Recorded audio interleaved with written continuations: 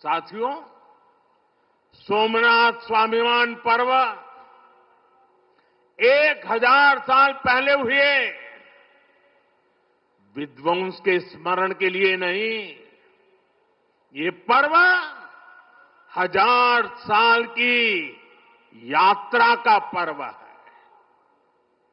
साथ ही ये हमारे भारत के अस्तित्व और अभिमान का पर्व है, क्योंकि हमें हर कदम पर, हर मुकाम पर सोमनाथ और भारत में अनोखी समानताएं दिखती है।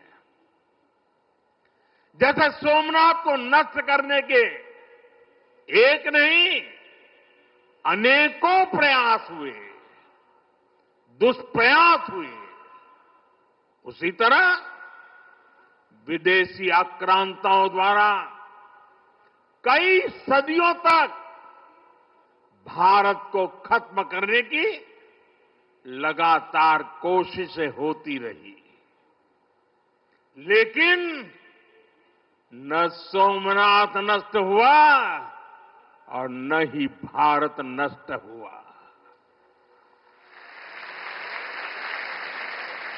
क्योंकि भारत और भारत की आस्था के केंद्र एक दूसरे में समाये हुए हैं। साथियों, आप उस इतिहास के बारे में कल्पना करिए। आज से 1000 साल पहले सन 1026 में सबसे पहले गजनी ने सोमनाथ मंदिर को तोड़ा। उसे लगा उसने सोमनाथ का वजूद मिटा दिया, लेकिन कुछ वर्षों के भीतर भीतर सोमनाथ का पुनर्निर्माण हो चुका था। 12वीं शताब्दी में राजा कुमारपाल ने मंदिर का भव्य जीर्णोद्धार करा दिया था, लेकिन 13वीं शताब्दी के अंत में अलाउद्दीन खिलजी ने सोमनाथ पर फिर आक्रमण का दुस्साहस कर दिया। कहते हैं जालोर के रावल ने खिमजी सेनाओं से जमकर लोहा लिया।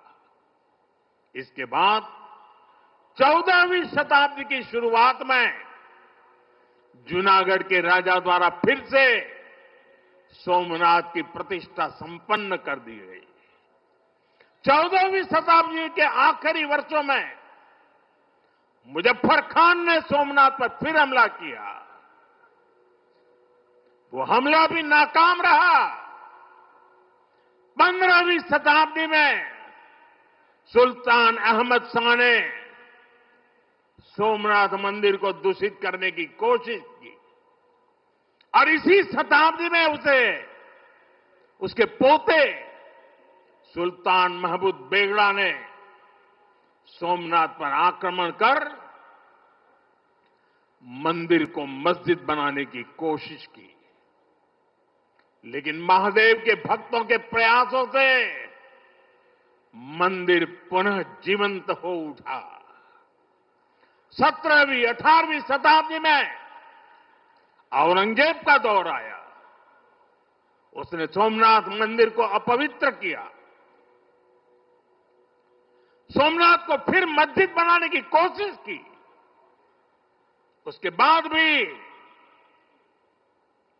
अहल्याबाई होलकर ने नए मंदिर की स्थापना कर सोमनाथ को एक बार फिर साकार कर दिया।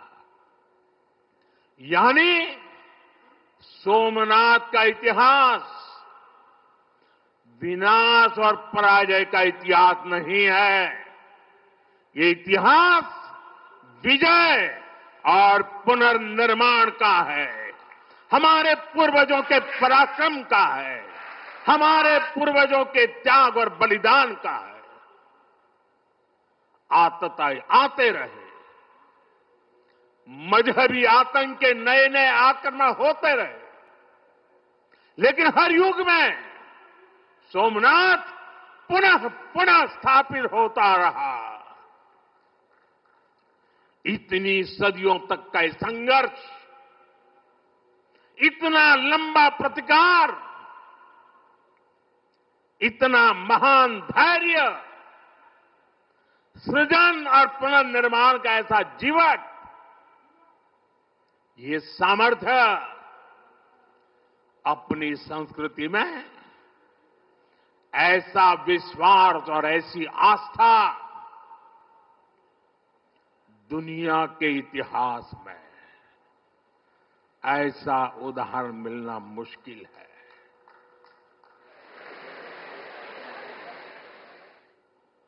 जरा मैंने जवाब आपजो वेला આપણે આપણા પૂર્વજોના પરાક્રમનું પુણ્ય સ્મરણ કરવું જોઈએ કે ના કરવું જોઈએ? આપણા પૂર્વજોએ કરેલા પરાક્રમમાંથી પ્રેરણા લેવી જોઈએ કે નહીં લેવી જોઈએ? એવો કોઈ દીકરો હોય, એવા કોઈ સંતાન હોય કે જે પોતાના પૂર્વજોને ભૂલવા માટેના નાટક કરે? भाइयों बहनों, जब गजनी से लेकर औरंगजेब तक तमाम आक्रांता सोमनाथ पर हमला कर रहे थे, तो उन्हें लग रहा था कि उनकी तलवार सनातन सोमनाथ को जीत रही है। वो मजहबी कट्टरपंथी ये नहीं समझ पाए कि जिस सोमनाथ को वो नष्ट करना चाहते हैं, उनके नाम में ही सोम अर्थात अमृत जुड़ा हुआ है। उसमें हलाहल को पीकर भी अमर रहने का विचार जुड़ा है।